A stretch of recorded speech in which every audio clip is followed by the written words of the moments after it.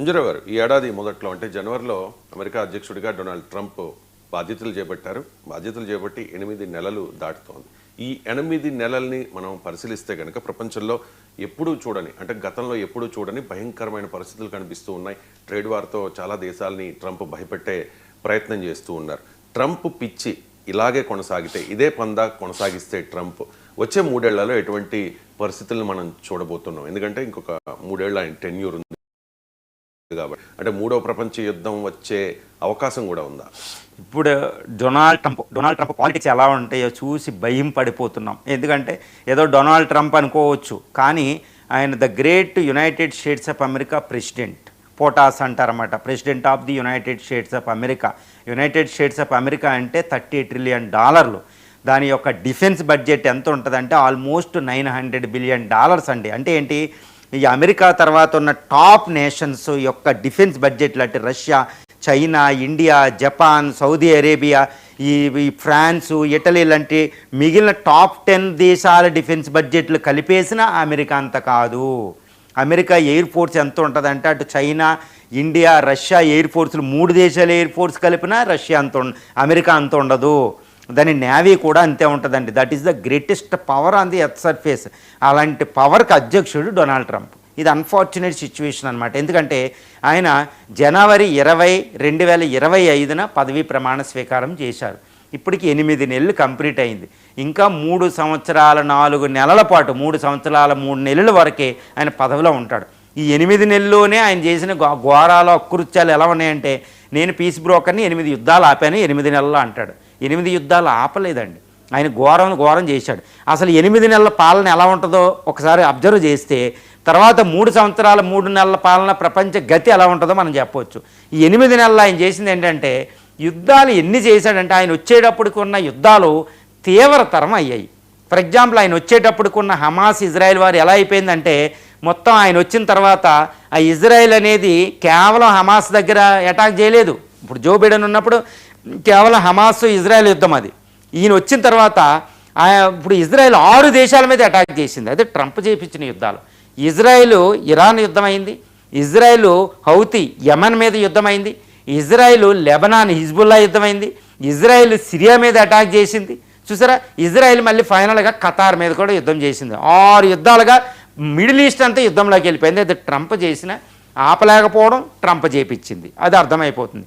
తర్వాత ఆయన వచ్చేటప్పటికి పదవిలో ఉన్న రష్యా యుద్ధం నేను రాగానే ఆపుతానన్న అతను, ఈ రష్యా యుద్ధం ఎలా అయిపోయిందంటే కేవలం ఉక్రెయిన్ రష్యా యుద్ధం కాదండి. ఇప్పుడు అది చూస్తే రష్యా డ్రోన్ల ద్వారా పోలాండ్, ఎస్తోనియా, లాత్వియా, లిథువేనియా మీద అటాక్ చేస్తుంది అది డ్రోన్తో.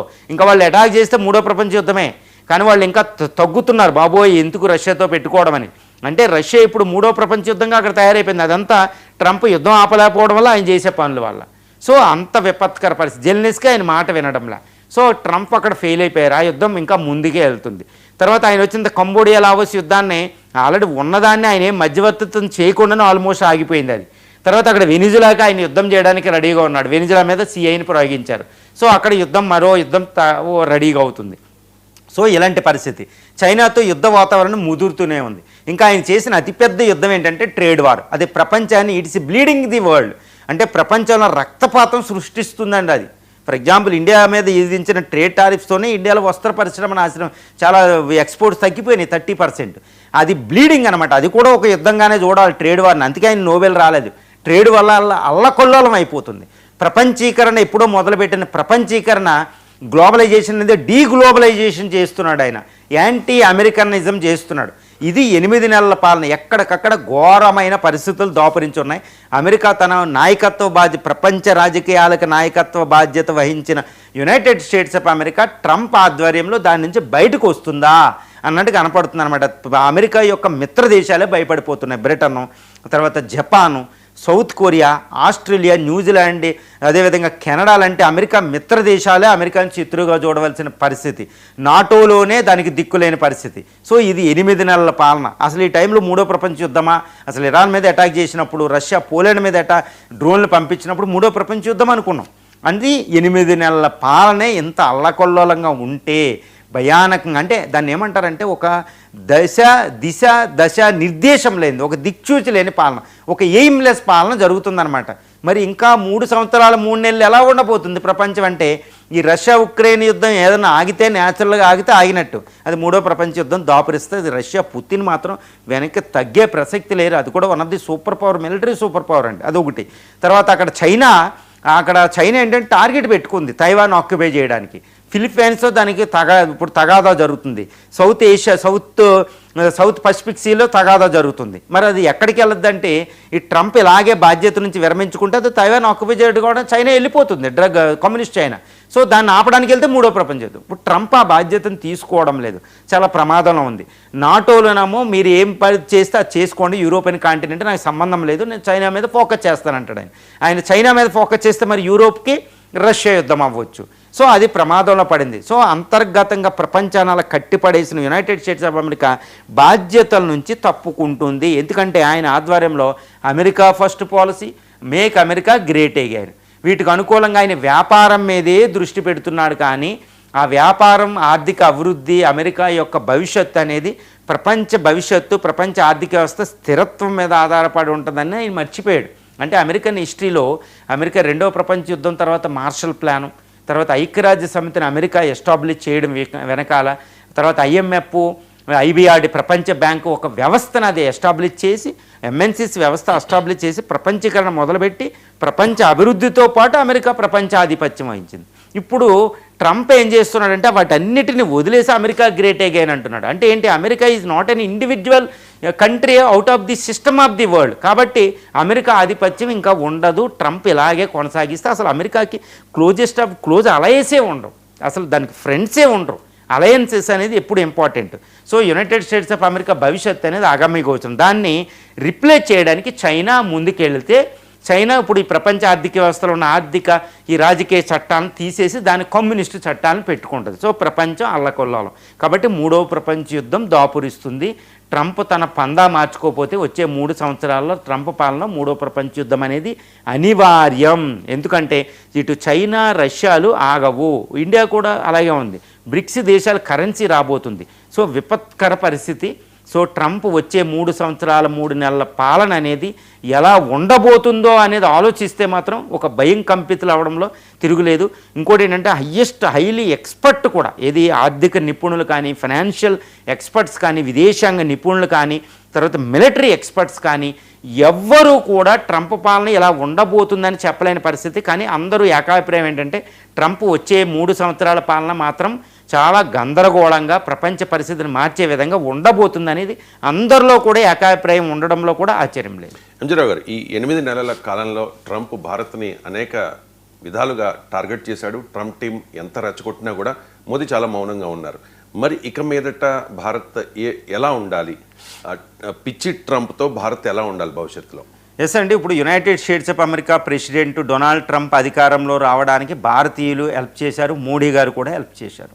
మోడీ గారు కూడా ఎలక్షన్ క్యాంపెయిన్ జరిగినప్పుడే ట్రంప్ని కలవడం జరిగింది. ట్రంప్ ఆయన కూడా చెప్పాడు మోడీ నా ఫ్రెండ్ అని. ఓకే, ట్రంప్ రావచ్చు, అధికారంలోకి వస్తే ఇండియా పరిస్థితి బాగుందనుకున్నాం. కానీ ఈ మొట్టమొదటి 8 నెలల పాలనలోనే ఆయన మోడీకి శత్రువు అవడం, మోడీ అనకపోయినా ట్రంప్ ఎప్పుడూ ఫ్రెండ్ అని శత్రువుగానే చూడడం, ఘోరంగా తిట్టడం, ఇండియాని అవమానించడం, ఇండియా మీద ట్రేడ్ టారిఫ్స్ 50% ట్రేడ్ టారిఫ్స్, ఇండియాని ఒక శత్రు దేశం చేసేసాడు ఆయన.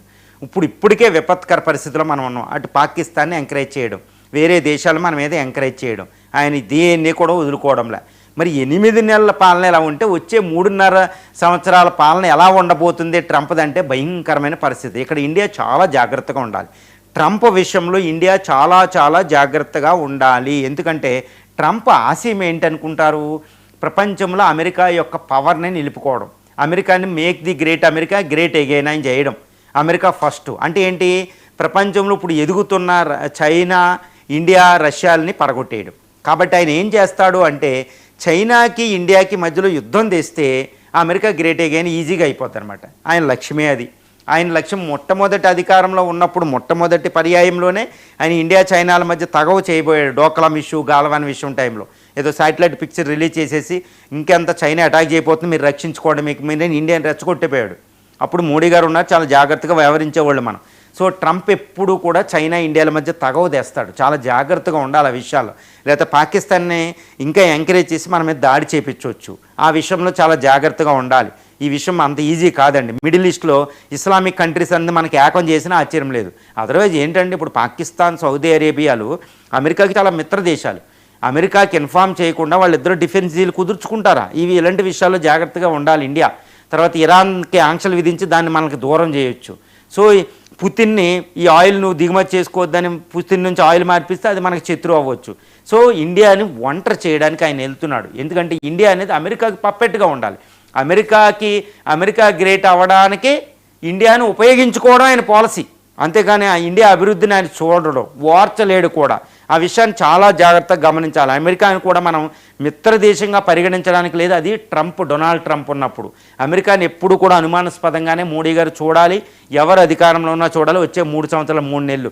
సో ఈ విధంగా ఇండియా తన స్వశక్తి మీద అది ఆధారపడాలి. ట్రేడ్ ఏంటి, ఇన్వెస్ట్మెంట్ ఏంటి, డిఫెన్స్ టెక్నాలజీ ఏంటి, దౌత్య విధానంలో కూడా ఆచితూచి అడుగులేసుకోవాలి. అది కూడా ట్రంప్ పాలన. ట్రంప్ని నమ్మి మనం ఏమీ చేయకూడదు. ట్రంప్ స్టెప్లు ఇటు బంగ్లాదేశ్లోను, ఇటు నేపాల్లోను, ఇటు పాకిస్తాన్లో, చైనాలో ఎలా వ్యవహరిస్తున్నాడో మనం చూసుకోవాలి. అమెరికా అనేది గుంట నక్కలా వ్యవహరిస్తుందన్నమాట తన ఆధిపత్యం కోసం. సో ఇండియాను కూడా బలి చేయడానికి అది వెనకాడదు. కాబట్టి ఈ ట్రంప్ పాలన వచ్చే 3 సంవత్సరాల 3 నెలలు అనేది మన ఇండియాకి చాలా పెద్ద గండం అని చెప్పుకోవాలి. కాబట్టి foreign policy makers, defence experts ఎప్పుడంటే ట్రంప్ యొక్క విధానాల మీద నిశ్చితంగా గమనించే మనం స్టెప్ తీసుకోవాలి. నా అభిప్రాయం ప్రకారం ఏంటంటే మోడీ ప్రభుత్వం ట్రంప్ని చాలా జాగ్రత్తగా ట్రీట్ చేస్తుంది. ట్రంప్ ఎంత మాట్లాడినా ఇండియా మాట్లాడడం లేదు, గుర్తుపెట్టుకోవాలి. ఎందుకంటే అమెరికాకి బాగా దూరం అవుతే ఇటు చైనాకి దగ్గర అవ్వాలి. చైనాకి బాగా దగ్గర అవుతే అది మనకు ప్రమాదం. కాబట్టి అమెరికా ఎంత మొత్తుకున్న ట్రంప్ చాలా సంయమనంతో వ్యవహరిస్తారు. ఇక్కడ పేషెన్స్ ఇంపార్టెంట్. ఆయన వ్యక్తి ఇగో హర్ట్ అవ్వద్ది ట్రంప్కి. మోడీ గారికి ఇగో అనేది ఇంపార్టెంట్ కాదు, భారత ప్రయోజనాలు ఇంపార్టెంట్. కాబట్టి మోడీ గారిని ఆయన తిట్టినా మోడీ గారు భారత ప్రయోజనాన్ని ఆశించి చాలా జాగ్రత్తగా ఉన్నారు. ఇక్కడ రాహుల్ గాంధీ గారు అంటారు ట్రంప్ అంత మాట్లాడినా మీరు ఎందుకు మాట్లాడతలేదంటే అది ప్రతిపక్షం అంటది. కానీ మోడీ మౌనం వెనకాల అద్భుతమైన దౌత్య విధానం ఉంది, అద్భుతమైన వ్యూహం ఉంది. ట్రంప్ని అలాగే డీల్ చేయాలి. ఆయన ఎన్ని అనుకున్నా మనం మాట్లాడకూడదు, చేతల ద్వారా చేసుకుని ముందుకెళ్ళిపోవాలి. ఆత్మనిర్భర్ భారత్ ట్రేడ్లోను, డిఫెన్స్ టెక్నాలజీలో అంతే ఆత్మనిర్భర్ భారత్. కాబట్టి అమెరికా మీద మనం డిపెండ్ అవ్వకూడదు. అలా అని చైనాతో బాగా క్లోజ్ అవ్వకూడదు, అది ఇంకా డేంజరు. సో భారత్ అనేది ట్రంప్ విషయంలో యుద్ధాలకి రెడీ అయి ఉండాలి. ప్రపంచ ఆర్థిక వ్యవస్థలో అటు ఇటు తింగిరి బంగిని చేసేసి ఇండియాని తీసుకెళ్లి మధ్యలో పెట్టేస్తారు, ఇంక గొడవలు క్రియేట్ చేస్తారు. సో జాగ్రత్తగా వ్యవహరించాలి. ఇటు బ్రిక్స్ దేశాలతో, ఇటు షాంఘై కోఆపరేషన్, ఇటు నాటో దేశాలతో అన్నిటితో చాలా జాగ్రత్తగా ఉండాలి. ట్రంప్ వచ్చే 3 సంవత్సరాల 3 నెలల పాలన అనేది భారతదేశానికి గండం. ఈ గండాన్ని గట్టెక్కితే ఇండియా సూపర్ పవర్. దీన్ని తట్టుకోవడం ఎవరి వల్ల కాదు. ఇక